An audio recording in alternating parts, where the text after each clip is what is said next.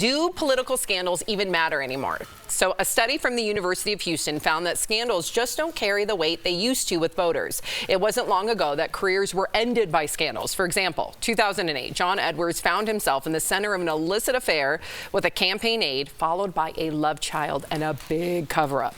Also in 2008, New York Governor Eliot Spitzer resigned after he was implicated in a prostitution ring. And who can forget former Illinois Governor Rod Blagojevich. Thank you. Who was found guilty of corruption after he attempted to sell the Senate seat left open by Barack Obama. Now, the study found that politicians today generally survive scandals more often, saying it was partially due to the media being much more divided. But DBL Nation, we always want to hear from you. Do you think political scandals matter anymore? Go to dblvote.com to weigh in. No, I don't. I don't think they matter. You know, we're talking about is the politics that have divided. I think our attention is divided now. I think when it was just the news and it's 1996, if there was a scandal, you would hear about it on the 5 o'clock, 6 o'clock, your granny watching the 10:30. That's all your world would be. But now people are watching cooking videos and people posting pictures of themselves and videos of their kids and whatever they eat, side hustle they have. I don't think people have time, and when you divide their time, it divides the interest, and after a while it just goes away. I don't think it's about time. I think it's about someone can easily just point their finger to a headline that somehow disinformation is involved, and they can twist it and they can control the narrative now, because we've talked about it on this show. Nobody's reading articles anymore. The vast majority of people just read a headline. So sure, someone like Trump can say disinformation, fake news, witch hunt, and then his core people are going to believe that even without reading an article. That's my opinion. But I think the bar has also been lowered too. The expectation isn't as great, because when you think about it's way low. Right. The bar is in hell. Yeah. When you think about some of these scandals, a lot of them that in the past have been scandals of morality, and they've been committed by people who have a public persona of being high moral standard people.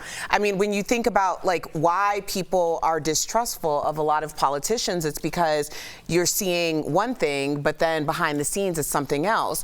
Now you have politicians like Donald Trump who's like, yeah, y'all already know exactly who I am, and there's no expectation of anything better. I think that's why people aren't as affected. That's a great point, but how come that's not applying to celebrities? Like, we see that with politicians. Because we have a different relationship with our celebrities. Jeff, I want to hear what you have to say. But yeah, why do you think celebrities people like to see our celebrities built up and then torn down and rebuilt? It seems almost like a pattern that you follow in your career. Yeah, it's weird. I don't know why we do that, or people do that, even, you know, living in LA in your personal life. As soon as you take a step up, people try to chop you down, right? And it's the same as if once you get on television, people dig into your past. It's no different for celebrities, I'd say, as politicians. But politicians, I feel like we already have the taste in our mouth that they're dirty. I grew up in Chicago. Maybe it's different for me, but we had the Blagojeviches, we had the Dailies, junior and senior. They ran that town. Corruption. That's how the projects got started in Chicago, because they're like, I'll give you free housing, you vote for me. The Dailies started Even that. Even the Kennedys. I mean, you know, all so the way it's back like to you Chicago. just think, Right. you think, when I think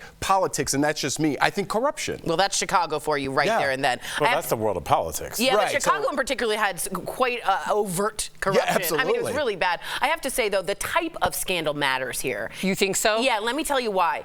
If I thought for one it would be insurrection against America, but apparently not. But if they hurt or something about an animal, if there's any animals involved in a scandal, forget it. If there's any children involved in a scandal, forget it. But I don't know. There's been a number of senators, primarily, his name is escaping me, from the GOP, that was a convicted pedophile. Oh, Roy. Yeah, and people still defended him. He lost, but it was close. Yeah, it was like he lost by like a half a point. Thank you. Yeah. His I was shocked by that. followers still followed him. Yeah. I mean, you look back to 2016 with Trump and Billy Bush.